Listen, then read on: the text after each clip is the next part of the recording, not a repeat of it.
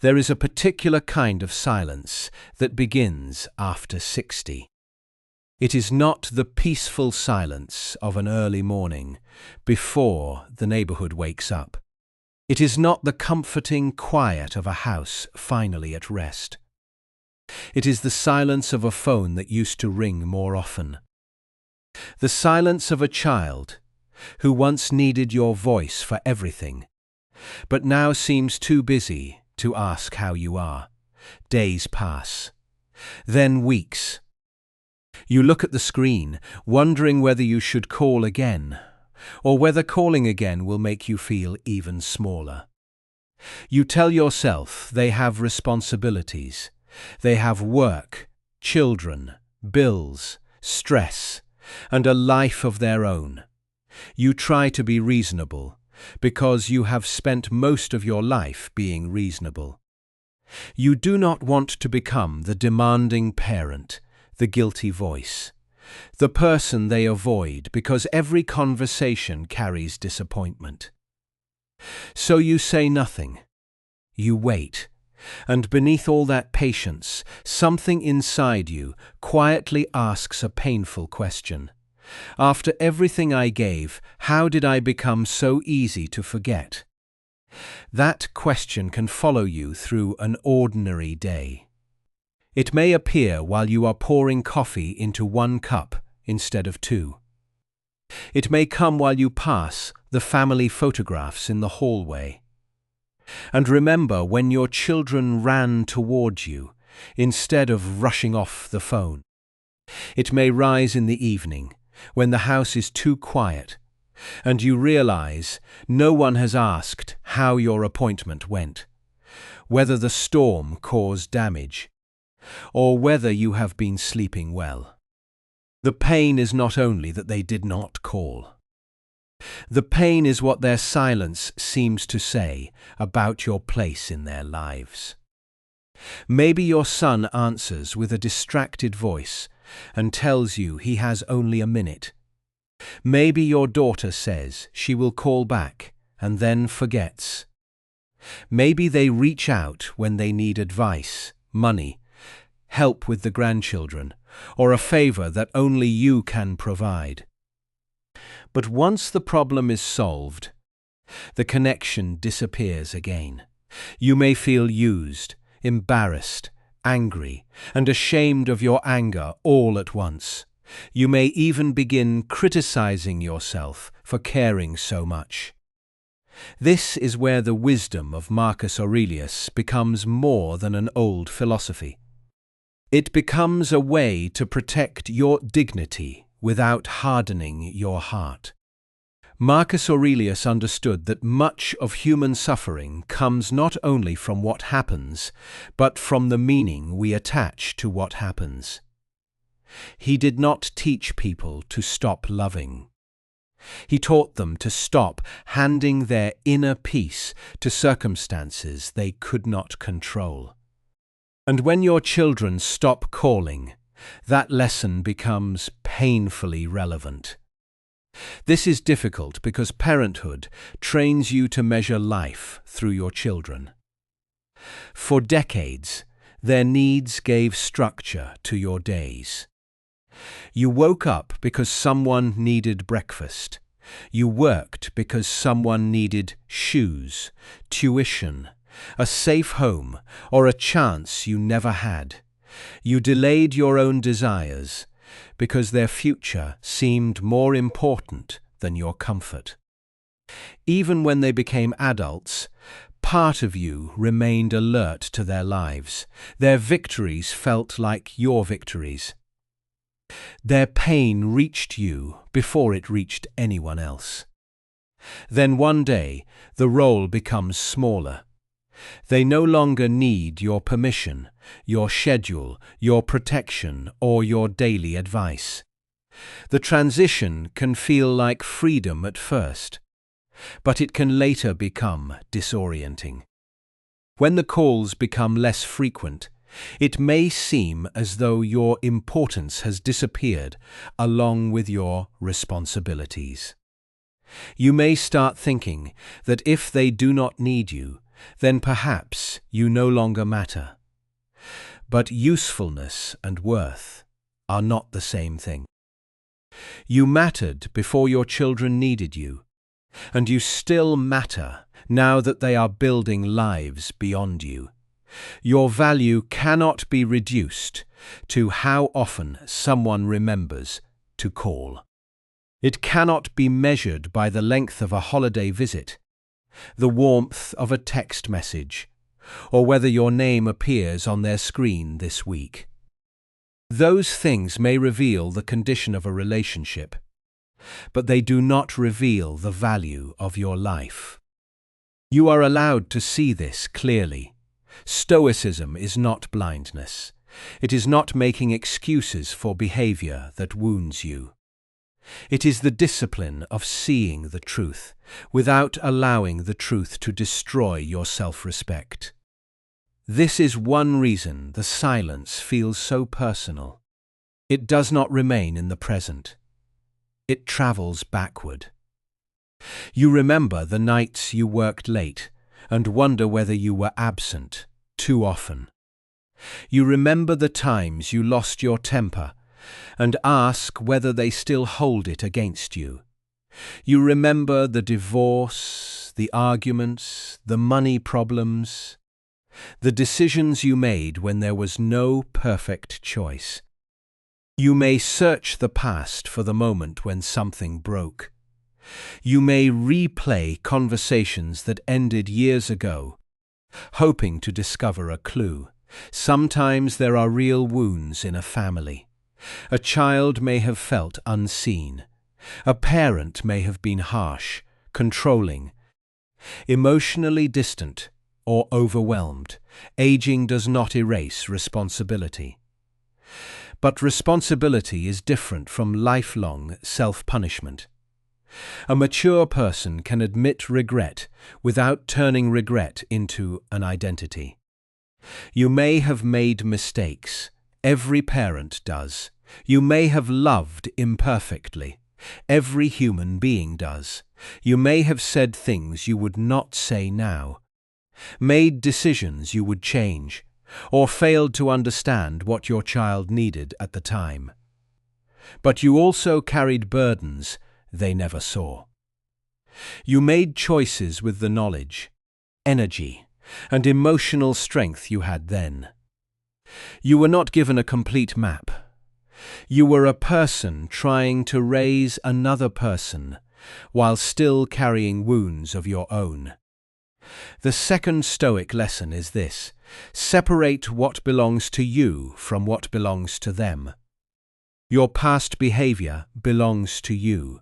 Your present honesty belongs to you. Your willingness to apologize, listen, change, and respect boundaries belongs to you, but their willingness to respond belongs to them. Their maturity belongs to them.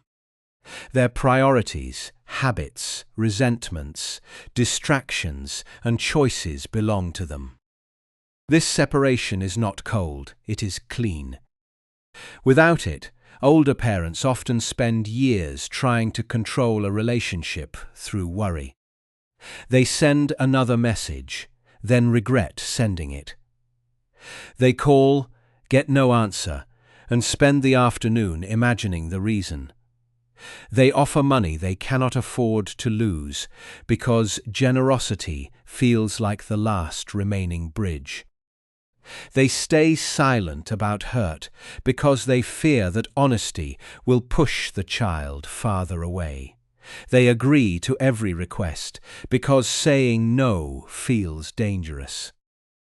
Gradually, love becomes mixed with fear. You begin walking carefully around your own children. You hide disappointment. You avoid difficult topics. You try to sound cheerful even when you are lonely. You accept rushed conversations and last-minute invitations. You tell yourself that a few minutes are better than nothing. And perhaps they are. But when gratitude for a few minutes turns into permission for disrespect, your heart begins to live on scraps. Marcus Aurelius would not tell you to demand devotion. He would tell you to govern yourself, to speak with dignity, to remain kind without becoming weak, to understand that you cannot force affection, but you can refuse to abandon yourself while waiting for it. This is especially important after 60, because time begins to feel different. When you were younger, distance seemed temporary. You believed there would always be another holiday, another summer, another chance to repair things. But now you are more aware that years move quickly. You may wonder how many birthdays remain, how many Christmas mornings, how many opportunities to sit at the same table before age. Illness or death changes everything.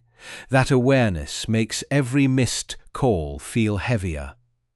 You are not only grieving the call that did not come today. You are grieving the future you imagined.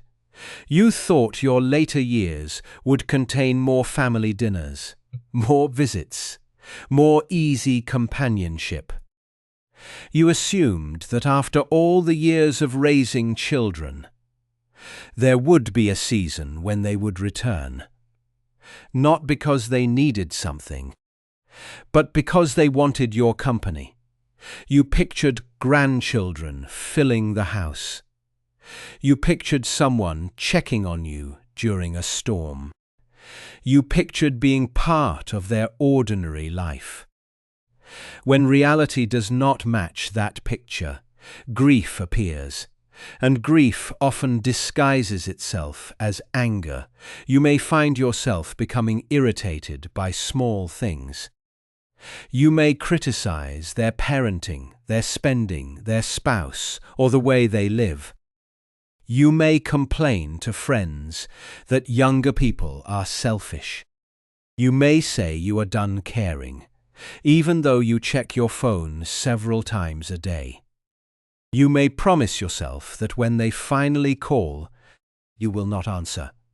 But when the screen lights up, your heart reacts before your pride can stop it. This does not make you weak. It means the bond is deep. Still, a deep bond must not become a chain. The third Stoic lesson is this: love someone without chasing them. For many parents, this feels unnatural. You chased them when they were children because they needed you to. You checked whether they were safe, whether they had eaten, whether they were telling the truth, whether they arrived home. Your attention protected them. Your persistence kept the family together. But adult children do not experience pursuit in the same way. Repeated calls, emotional questions, guilt, and constant offers of help can feel like pressure, even when they come from love. The more afraid you become of losing the connection, the more tightly you may hold it, and the more tightly you hold it, the more they may pull away. This is one of the cruelest patterns in later life relationships. The parent pursues because the child is distant. The child becomes more distant because the parent pursues. Both sides feel misunderstood. Both sides believe the other is creating the problem. The Stoic approach is not to disappear in punishment. It is to stop acting from panic. You can call because you genuinely want to connect, not because you need proof that you matter. You can leave a message without spending the rest of the day waiting for an answer. You can express love without turning love into a test. You can invite without begging. You can speak honestly without making the other person responsible for every lonely feeling you carry. This requires strength because it means tolerating uncertainty. You may not know why they are distant, You may not know whether the relationship will improve. You may not receive the explanation or apology you deserve. The mind hates this. It wants a reason. It wants a solution. It wants a guarantee. But life rarely gives guarantees, especially in families. Sometimes children return emotionally after a difficult season. Sometimes they grow older and finally understand what their parents carried. Sometimes becoming a parent changes them. Sometimes illness, loss, or maturity opens a door that pride kept closed, and sometimes the distance remains. That does not mean giving up hope. It means putting hope in its proper place. Hope can sit beside you, but it cannot drive your life. You can hope they call while still creating meaningful days. You can hope for reconciliation while still protecting your finances, your health, and your emotional energy. You can hope they visit while refusing to spend every holiday in a state of expectation and disappointment. This brings us to the fourth Stoic lesson. Stop placing your life on hold for people who are busy living theirs. Many older parents do this without realizing it. They avoid making plans in case the children visit. They keep weekends open. They delay travel. They refuse invitations from friends because a son or daughter might call. They maintain a house that is too large because the family may come for the holidays. Even though years have passed since everyone gathered under one roof, the house becomes a waiting room. The dining table remains prepared for a family that rarely sits there. The guest room stays untouched. Old toys remain in closets. Photographs preserve a time when the family felt close. There is tenderness in this, but there can also be a quiet refusal to accept the present. Marcus Aurelius taught the importance of living according to the reality before you, not the reality you wish existed. Acceptance does not mean approval. It means you stop arguing with what is.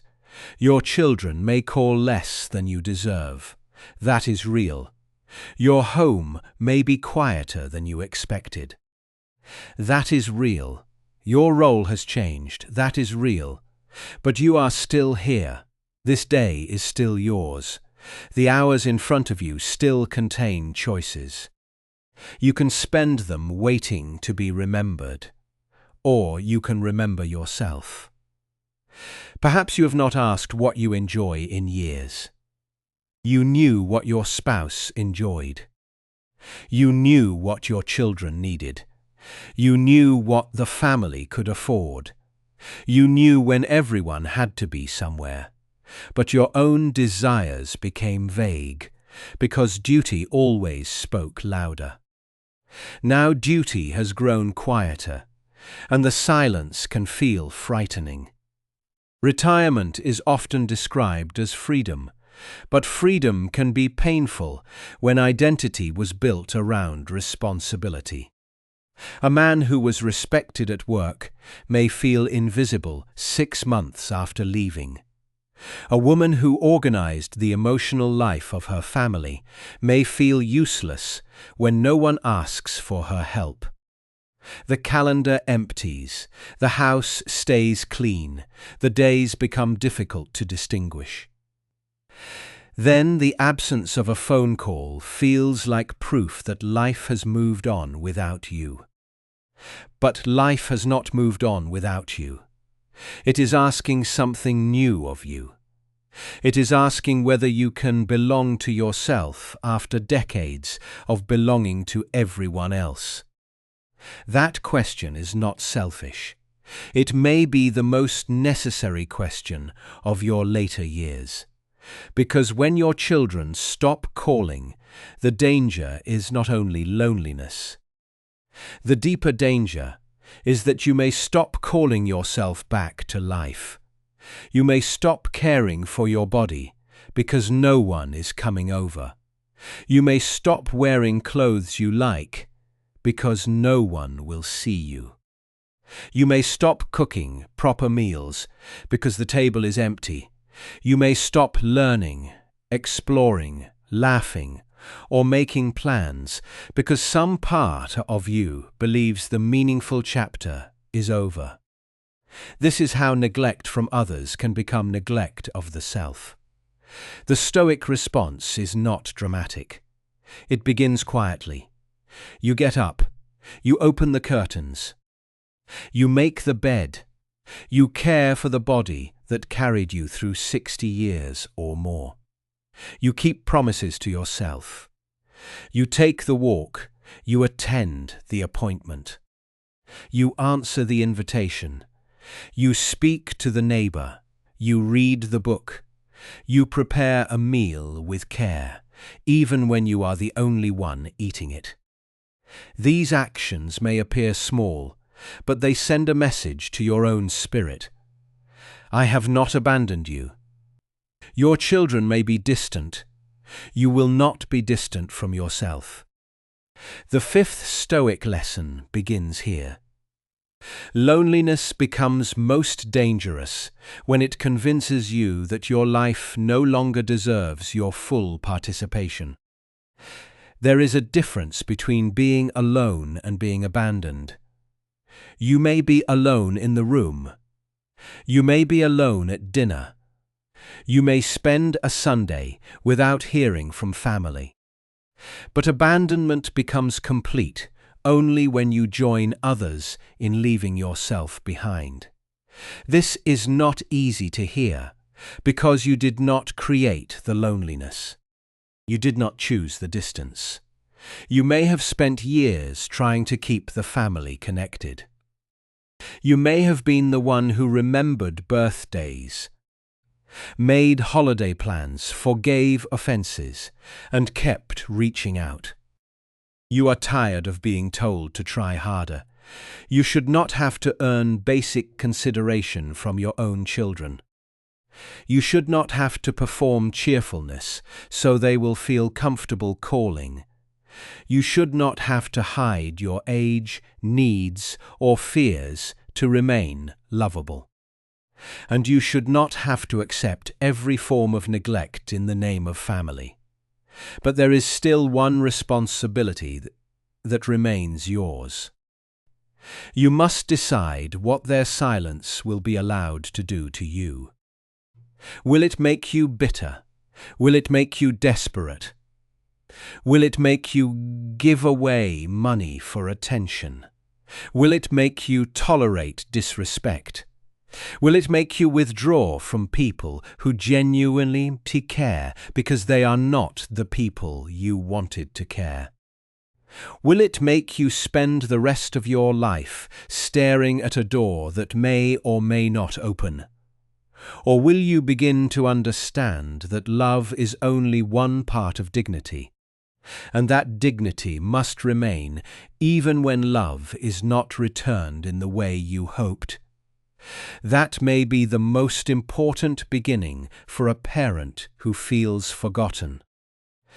And before you can learn the remaining Stoic lessons, you must face one painful truth. The greatest source of your suffering may not be that your children have stopped calling. It may be that you have made their call the final proof that your life still matters. That is too much power to give anyone, even your own child. The sixth Stoic lesson is this: do not let disappointment turn into humiliation. There is a painful moment many older parents know well. You call, and the conversation feels rushed. You ask a simple question, and the answer comes with impatience. You mention that you have not heard from them in a while, and suddenly you are treated as if you are making a scene. The child who once cried in your arms now sounds annoyed that you have feelings at all. You hang up and replay the conversation. You wonder whether you said too much. You wonder whether you should have sounded more cheerful. You wonder whether your loneliness has become embarrassing. Then shame enters the room and sits beside the sadness. You may start editing every word before you speak. You may avoid mentioning your health because you do not want to sound old. You may pretend you are busy when you have spent 3 quiet days alone. You may laugh off a hurtful comment because you fear being called sensitive. You may apologize for needing anything at all. This is not peace. It is fear, wearing the clothing of patience. Some parents confuse dignity with pride. They think setting a boundary means becoming stubborn. They think saying no means becoming cold. They think speaking honestly means risking the family. So they endure small humiliations for years, believing this is the price of staying connected. But a relationship that survives only because one person refuses to acknowledge pain is not secure. It is merely unchallenged.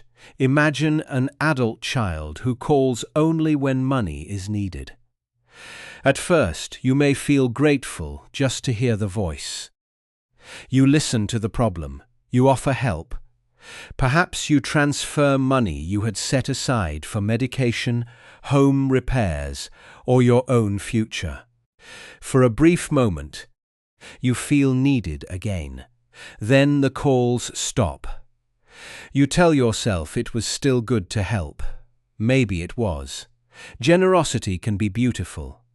But generosity becomes dangerous when it is used to purchase closeness. The heart may deny this, but the pattern reveals it.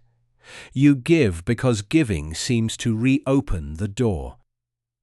If you help because it matches your values, and you can do so without resentment or harm to yourself, then help. If you help because you are afraid they will disappear if you refuse, then the gift is not free. It carries a hidden cost.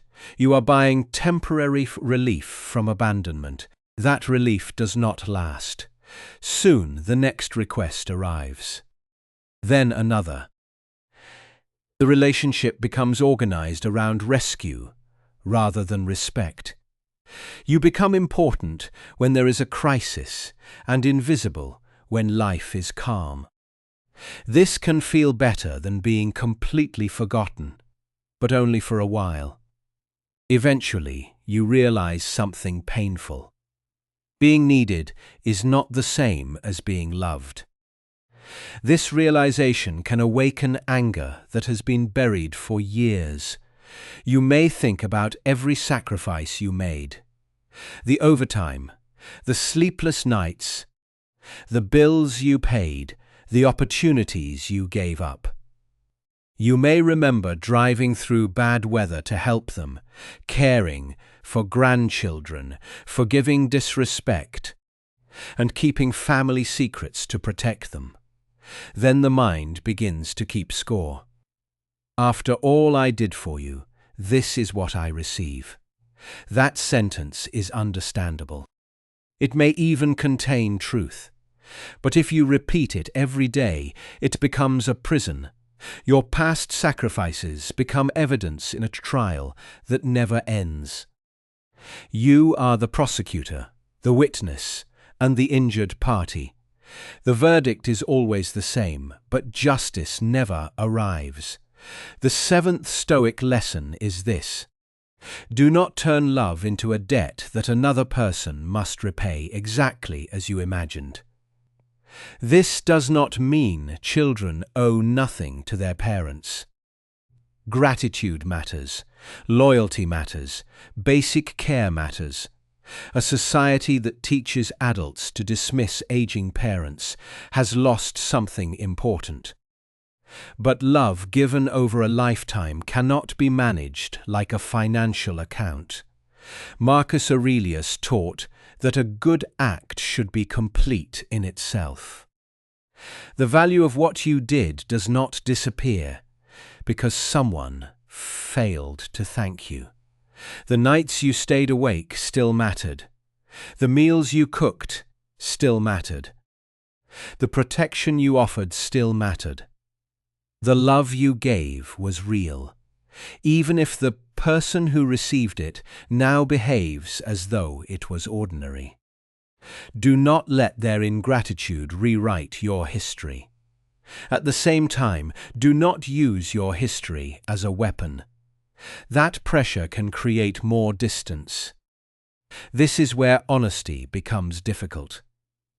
Sometimes the child is careless. Sometimes the parent is clinging. Sometimes both are true.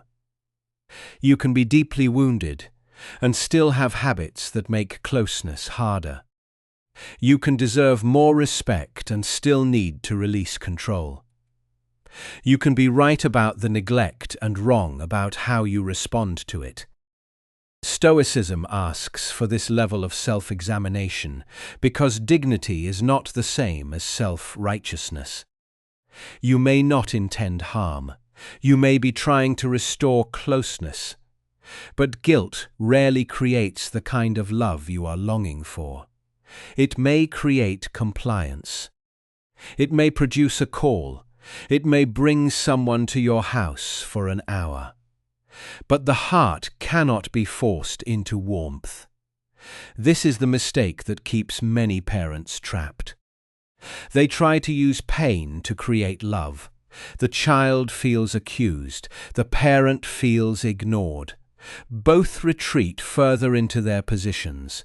A Stoic does not deny the need for truth. But truth must be spoken without emotional blackmail. These words are not dramatic. They are clear. They do not beg. They do not threaten. They do not demand a specific emotional response. They simply place truth on the table. Then you let the other person decide what to do with it. This is one of the hardest parts of later life wisdom. You may finally say exactly what needs to be said, and nothing changes. The child may minimize your feelings. They may change the subject. They may become angry. They may promise to call more often and return to the same habits within 2 weeks. Clarity does not guarantee cooperation. But clarity still matters because it changes your relationship with yourself. You stop pretending. You stop waiting for someone to guess what hurts. You stop carrying silent resentment while performing endless understanding. You become honest without becoming cruel. Often they do not know. A busy adult child may imagine that you enjoy the quiet. They may assume you have friends, routines, and interests they never ask about. They may interpret your strength as proof that you do not need support. They may remember you as the capable parent who handled everything. They forget that strength can become tired. Their blindness may be selfish, but it may also be ordinary human blindness. People often fail to imagine pain they are not currently living. This does not remove responsibility. It simply prevents you from assuming every silence is deliberate cruelty. Perhaps they are simply distracted and immature. You do not need to invent a comforting excuse. You also do not need to choose the harshest explanation. The Stoic mind returns to what can be known. This practice matters because suffering grows when imagination attaches permanent meaning to temporary events. One missed call becomes abandonment. One forgotten birthday becomes proof that every sacrifice was meaningless. One rude comment becomes a complete definition of the relationship. Pain narrows your vision. You forget the times they did show care. You forget the pressures they face.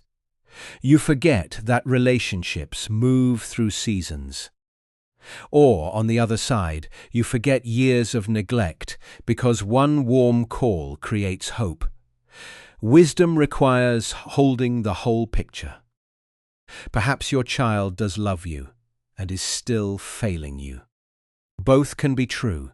Love does not always produce maturity. A person can care and still be selfish. They can feel affection and still avoid responsibility. They can believe they are a good son or daughter while doing very little to prove it. This is why you must judge relationships by patterns, not isolated moments.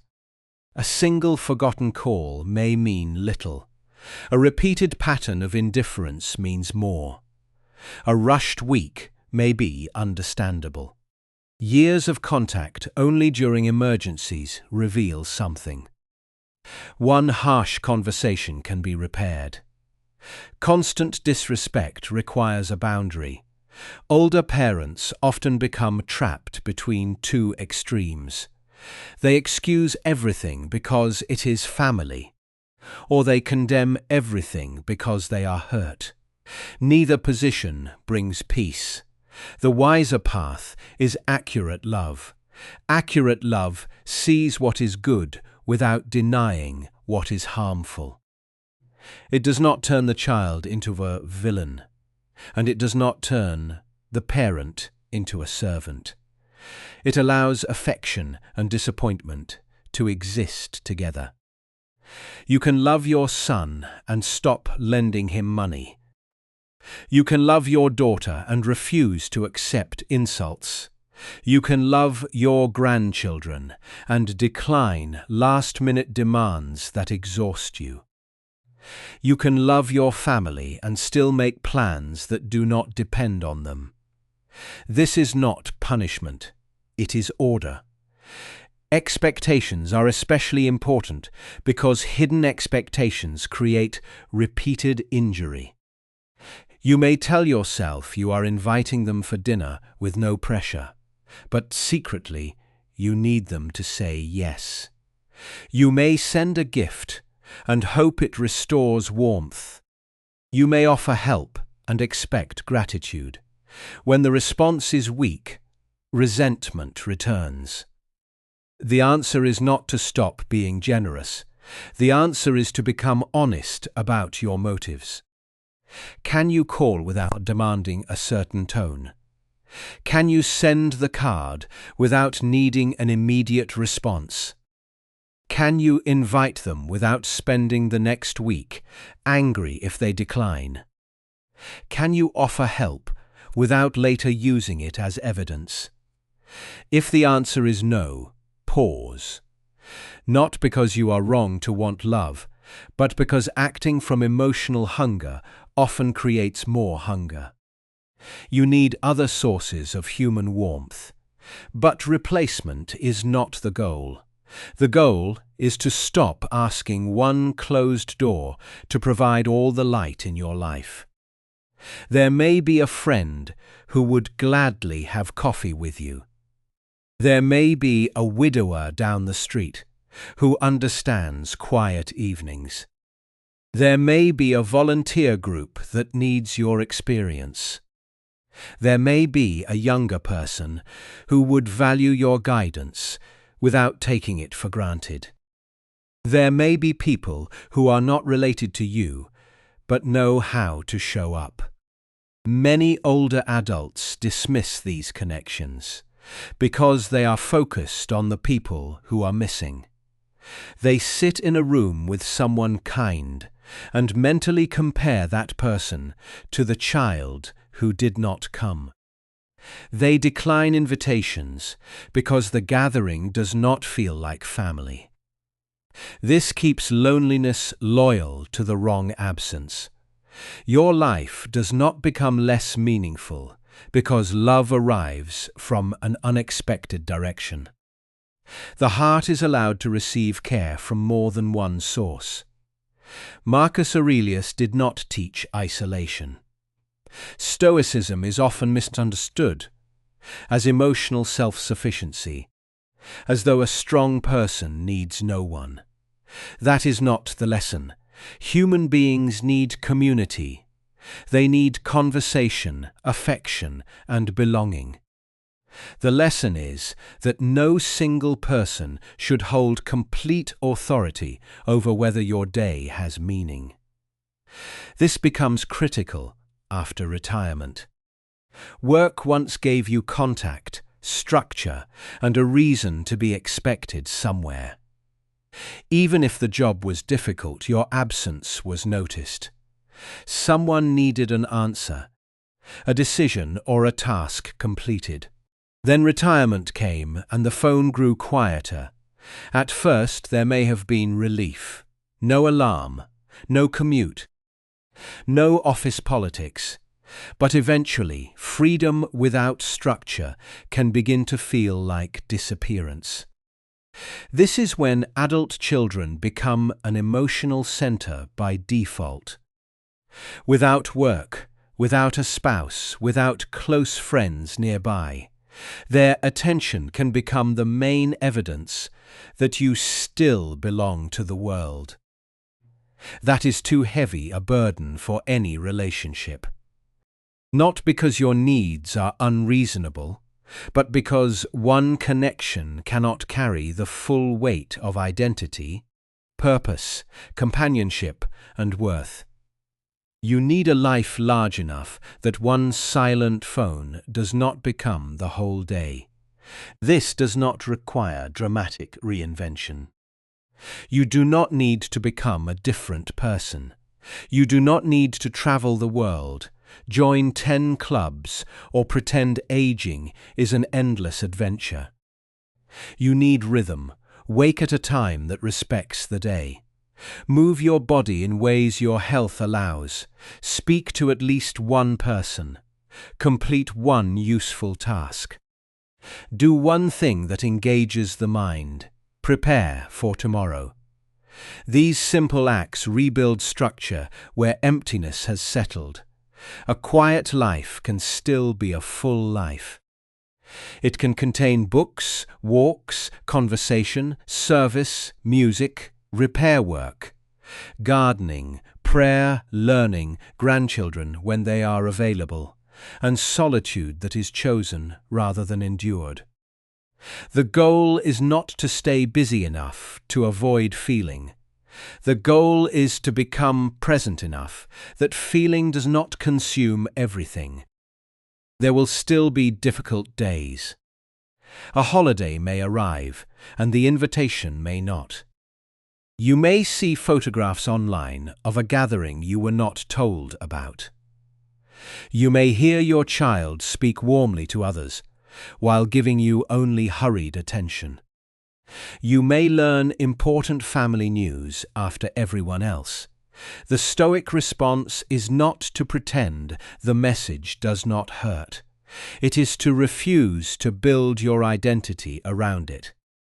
You may cry. You may grieve. You may speak to someone you trust. You may decide that a conversation or boundary is necessary. But you do not spend the next month proving your pain to people who have already shown limited concern. There is a time to explain, and there is a time to stop explaining.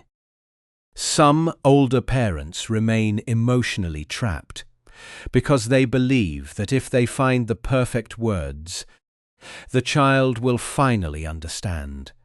They rewrite messages. They rehearse conversations.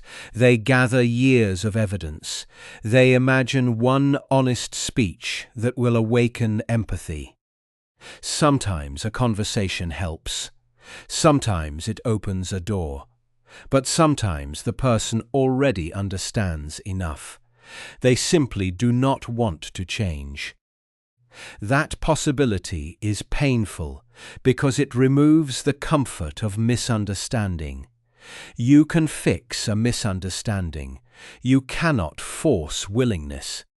Marcus Aurelius would have called you back to your own conduct. Have you spoken honestly? Have you apologized where necessary? Have you listened without defending every detail? Have you respected their adulthood? Have you made a reasonable invitation to reconnect? If you have done these things, then constant pleading is no longer love. It is self-injury. You cannot drag someone into mutuality. You can only decide how long you will stand outside a locked door.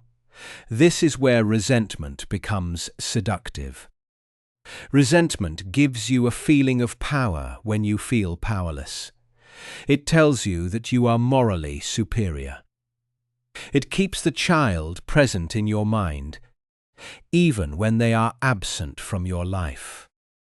Every morning you rehearse the injustice. Every evening you imagine what you would say if they finally called. The relationship continues inside you as an argument. You believe you are holding them accountable, but they may be living their life unaware of the trial. You are the one carrying the courtroom.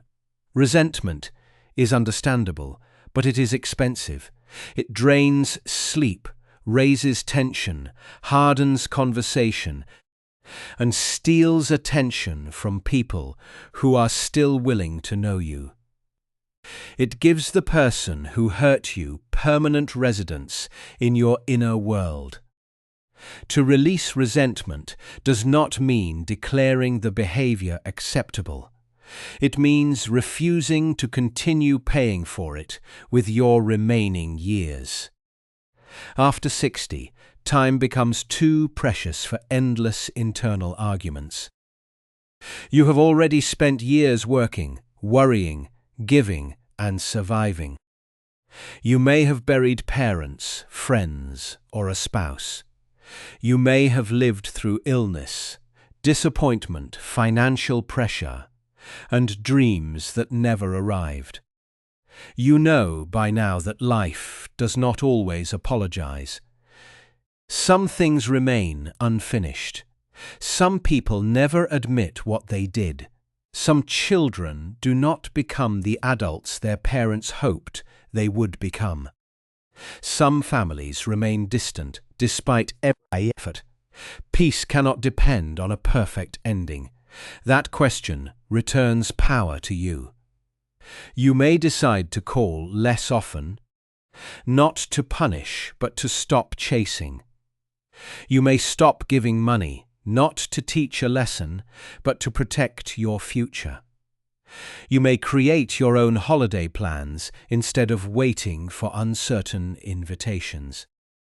You may tell the truth once clearly, and then watch what actions follow. You may also leave the door open. Then you live. You do not stare at the door. You do not announce your suffering every week. You do not turn silence into a performance. You let your life become larger than the wound. That fear may be correct. But if a relationship exists only because you continually drag it forward, then the relationship is already telling you something. Stepping back does not create the truth. It reveals it. And truth, though painful, is kinder than years of false hope. There may also be another fear beneath the first. You may believe that setting boundaries will make you a bad parent. You have spent so long being available that choosing yourself feels unnatural. You may have been raised to believe that a mother should always sacrifice, or that a father should never reveal emotional need. Those beliefs can become prisons in old age. Love does not require endless access to your time. Money, home, or peace. Parenthood does not cancel personhood. You are not only a mother, you are not only a father, you are a human being with a finite life. Your later years are not leftover years. They are not a waiting period between usefulness and death. They are not an empty hallway where you stand, hoping the family remembers you. They are still part of your life, and they deserve your presence. Marcus Aurelius would remind you that the present is the only portion of life you truly possess. Your child may call tomorrow. They may not. The relationship may improve. It may remain painful. But this morning exists now. The sunlight on the floor exists now. The cup in your hand exists now. Your breath, your body, your choices, and your attention exist now. Do not surrender all of that to a silent phone. The mistake is not that you love your children too much. The mistake is believing that loving them requires abandoning the rest of yourself. It does not. You can carry love without carrying constant expectation. You can remember the good years without living inside them. You can grieve the family you hoped for without refusing the life still in front of you. And as painful as their distance may be, it can also reveal a final truth you were never taught when you were younger. Your peace cannot be built from people behaving the way they should. It must be built from how you choose to live when they do not. The final Stoic lesson is not about forgetting your children, closing your heart, or pretending you no longer care. It is about learning how to love without losing your center. Now the direction must change. Some of that care must return to you. This may feel uncomfortable. You may think self-respect should come naturally by this age, but many people reach their later years having never learned it. They learned responsibility. They learned endurance. They learned how to keep going through fatigue, disappointment, and grief. But they never learned how to stand beside themselves with the same loyalty they offered everyone else. That is the practical inner shift. You stop waiting for another person to confirm that your life matters. You begin living as though it already does. This does not happen in one dramatic moment. It happens through small decisions repeated until they form a new relationship with yourself. You stop checking the phone every few minutes. You choose a time to look, and then you return to your day. You stop leaving every weekend empty in case someone might visit. You make plans, and if the family calls, you decide whether those plans can change. You stop keeping yourself permanently available to people who treat your time as though it has no value. Your time has value because it is your life. At 60, 70, or 80, time is not something to waste, proving devotion to people who already know you love them. It is not something to spend rehearsing old conversations or imagining future apologies. It is not something to place entirely in the hands of children who may or may not understand its importance. Your remaining years deserve intention. Marcus Aurelius taught that a person should meet the day with a clear sense of what is within reach. Not the whole future, not every relationship, not the hidden thoughts of others, only the next honest action. That is where your peace begins. Perhaps the next honest action is making one phone call, not to beg, but to speak clearly. You might say that you miss hearing from them. You might ask whether a regular Sunday call would be possible. You might acknowledge your own mistakes, without taking responsibility for everything. You might listen to what they say, even if some of it is painful. Then you stop performing. You do not turn the conversation into a courtroom. You do not list every sacrifice. You do not threaten them with regret after your death. You do not demand immediate closeness. You speak as one adult to another. A calm statement can carry more power than years of emotional pressure. Then you let silence reveal what words cannot. If they respond with care, notice the effort without demanding perfection. Some adult children will not suddenly become deeply attentive. They may begin with a brief call. They may send a message. They may remember an appointment. Let small, sincere efforts be small, sincere efforts. Do not punish improvement because it arrived late. At the same time, do not mistake one warm moment for a complete change. Let patterns prove themselves over time. A promise is encouraging. Consistency is evidence. This balanced view protects you from two forms of suffering. The first is hopelessness, which says nothing can ever improve. The second is fantasy, which treats every temporary kindness as proof that all the pain is over. Wisdom stays in the middle. It remains open, but it watches. You do not need to become suspicious of every kind gesture, but you do need to stop allowing relief to erase reality. Love can be hopeful and observant at the same time. Your child may carry guilt. They may avoid you, partly because every conversation makes them feel accused. If the door begins to open, do not stand inside it, holding a record of every failure. Truth should be remembered, but not weaponized. You may need to forgive. Forgiveness does not mean trust returns immediately. It does not mean the behavior was harmless. It does not mean you must offer unlimited access.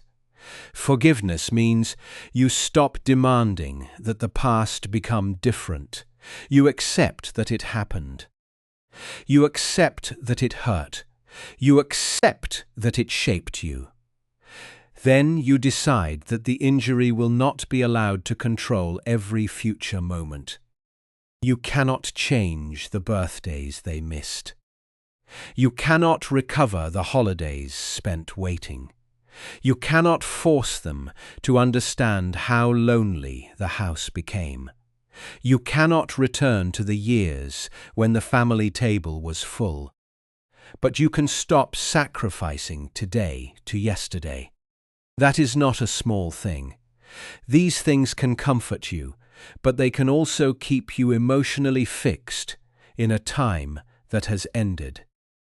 You do not need to throw them away. You do not need to erase your history.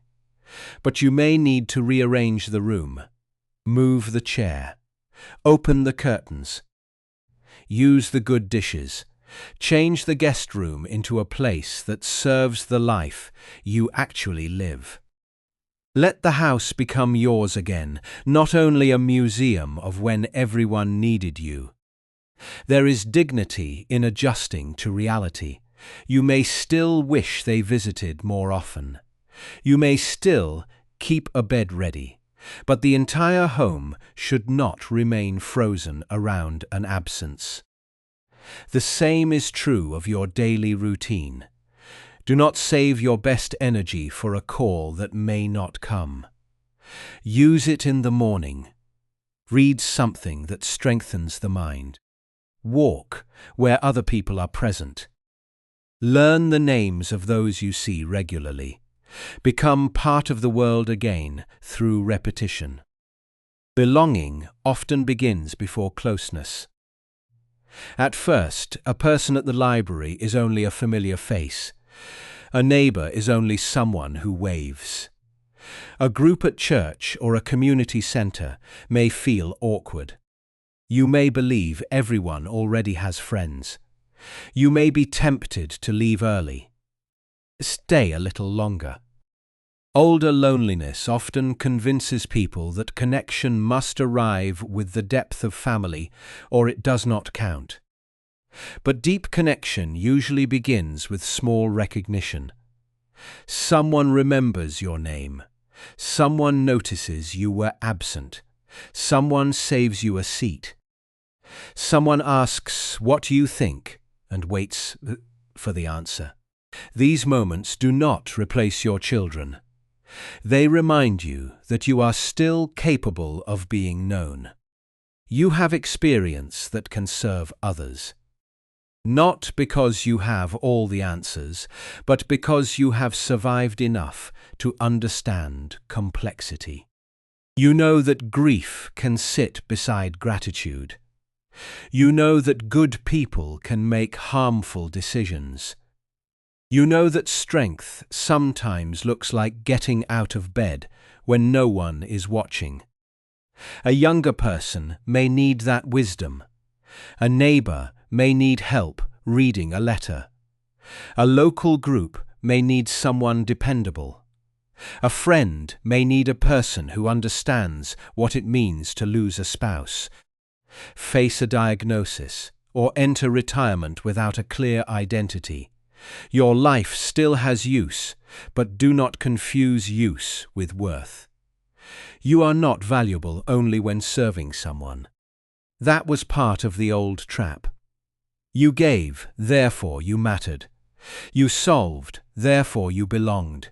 You were needed, therefore you felt secure. Now you must learn a quieter truth. You matter even when no one is asking anything from you. You matter when the house is silent. You matter when you are resting. You matter when you say no. You matter when you cannot be the strong one. You matter when age changes the body and slows the pace. This is especially important when health anxiety enters your life. That fear can make a distant child seem even more powerful. You may tolerate neglect because you are afraid you will need them later. You may avoid boundaries because you fear being alone during illness. This is understandable, but fear should not be your only plan. Practical dignity matters. Keep important information organized. Know who can be contacted. Build relationships with neighbors, friends, relatives, faith communities, or local services. Do not wait for a crisis to discover whether support exists. Prepare calmly, not because disaster is certain, but because preparation reduces fear. Marcus Aurelius understood that death and illness are part of life, not evidence that life has betrayed us. This does not make them easy. It makes them real. You do not have to spend your remaining years pretending you are not afraid.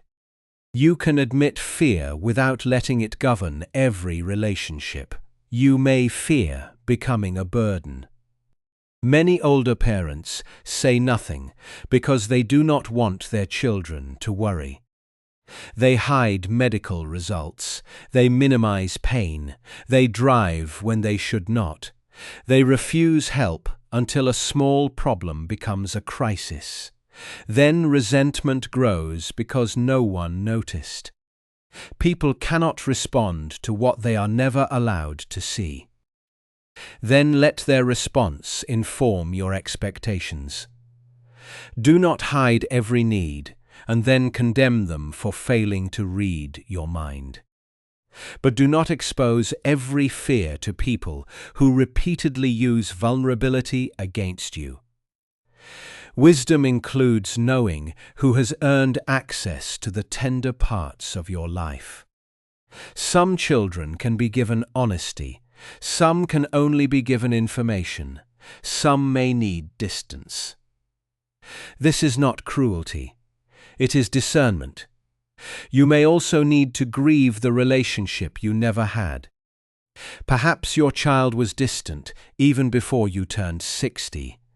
Perhaps the calls did not suddenly stop. Perhaps they were always rare. You kept hoping adulthood, marriage, grandchildren, or your own aging would change something.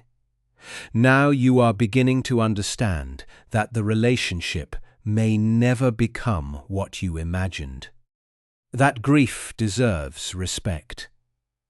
You are not grieving only a person.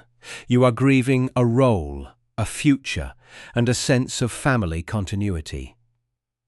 You are grieving the belief that love given faithfully would naturally return in the form you needed.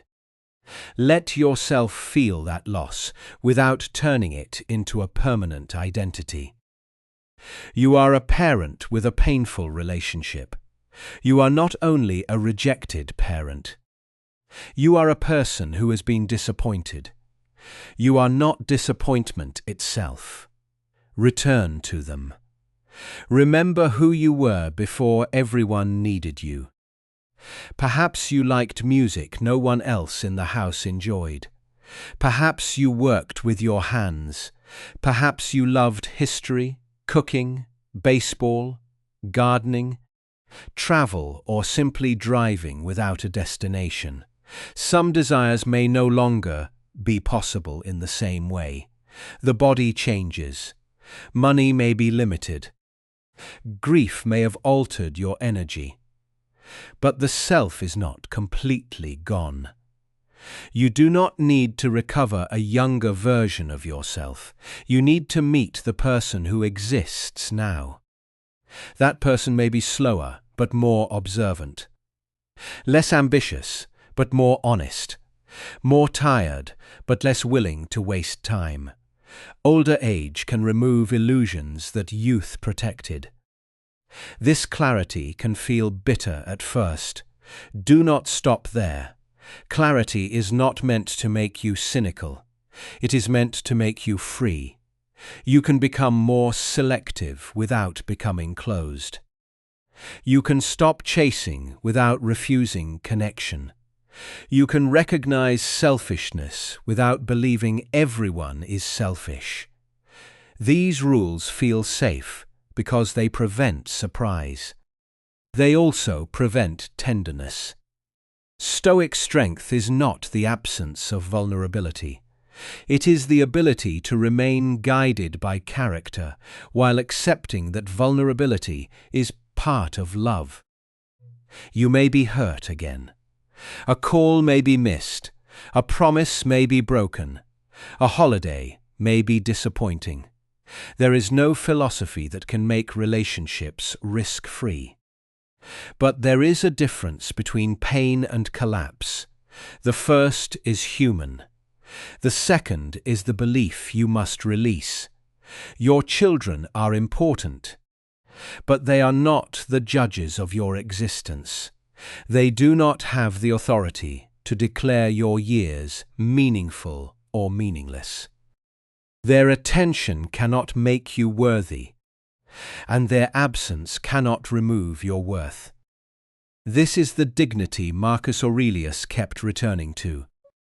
A person must build an inner life that does not rise and fall entirely with the behavior of others. Not because others do not matter, because they matter too much to be given control over everything. The practical work may begin with 3 quiet promises. You will tell the truth without begging. You will love without purchasing affection. You will continue living even when the phone is silent. These promises will be tested. A lonely evening may tempt you to call again after being ignored. A financial request may make you feel needed. A family gathering may make you accept disrespect because being included feels better than being alone. Pause before you respond. That question can guide you when emotion is strong. Sometimes the answer will be to call. Sometimes it will be to wait. Sometimes it will be to help. Sometimes it will be to say no. Stoicism does not give one rigid answer for every family. It gives you a standard. Act from values, not panic. Speak from truth, not revenge. Give from freedom, not fear. Then accept that the result belongs partly to someone else. This is where peace becomes possible. Peace is not the guarantee that your children will return. It is not the promise that every wound will heal. It is not a perfectly full calendar or a family suddenly transformed by your wisdom. Peace is the end of the internal chase. It is waking up without immediately asking who has remembered you. It is making coffee and allowing the morning to belong to you. It is hearing the phone ring and answering with love, not desperation. It is hearing nothing and still choosing to live. You may still feel sadness. Some days the old wound will reopen. A photograph, a birthday, or a familiar song may bring everything back. Do not judge yourself for this. Strength after 60 is not becoming untouched by loss. It is learning that sorrow can visit without taking permanent possession of the house. Let it sit for a while, let it speak. Then return to the day, wash the cup, take the walk, make the appointment, call the friend, water the plant. Read the next page, prepare the meal. The ordinary world is often where dignity is restored. Not in grand declarations, not in dramatic confrontations. In the quiet decision to remain part of your own life, and perhaps, over time, your children will notice the change. They may sense that your love remains, but the pressure is gone. They may realize that your boundaries are real. They may begin to approach you differently because you are no longer trying to pull them close. Or they may not. Your healing cannot depend on whether they notice. That is the final freedom. You do not become peaceful to make them return. You become peaceful because your life is still yours. You do not set boundaries to teach them a lesson.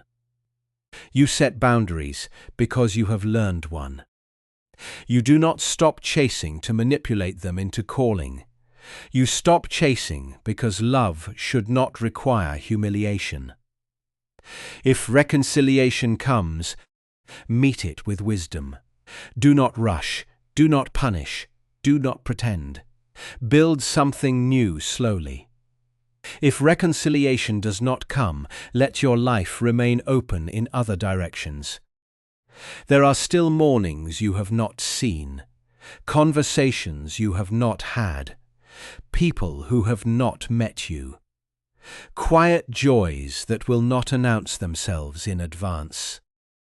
Do not miss them because you are waiting for one familiar voice. You gave much of your life to your children. That love was not wasted. Now give what remains to truth, dignity and presence. Keep your heart warm, but do not leave it unguarded. Keep the door unlocked if that is what your conscience allows, but do not spend every night standing beside it. Sit down, rest, breathe. Let the silence become something other than rejection. Let it become space. Space to hear your own thoughts. Space to discover what still matters. Space to become a person whose peace is not rented from the attention of others. And when the sadness returns, remind yourself gently. Their silence may be part of my life, but it is not the meaning of my life. If this kind of quiet wisdom speaks to the season you are living through, subscribe and stay with us. There are still many truths worth learning in the later years, and you do not have to face them without a steady voice beside you. You are not finished because someone stopped calling. You are still here. And while you are here, your life is still asking to be lived.